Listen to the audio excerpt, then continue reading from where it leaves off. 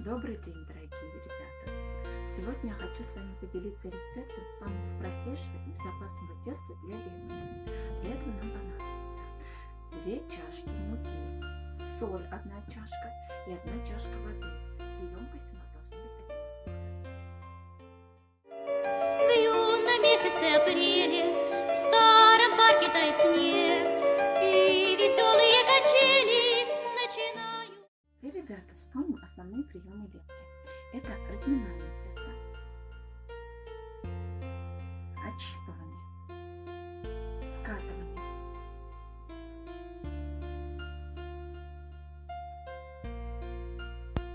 шара, расплющивание.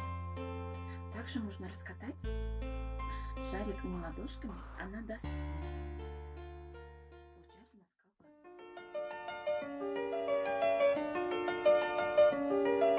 В юном месяце апреле в старом парке тает снег, и веселые качели начинают свой разбег. Позабыто все на свете, сердце замерло в груди. Теперь, ребята, вы знаете основные приемы лепки, рецепт теста. Дома с родителями можете сделать тесто и потренироваться над основными приемами лепки. Всего вам доброго!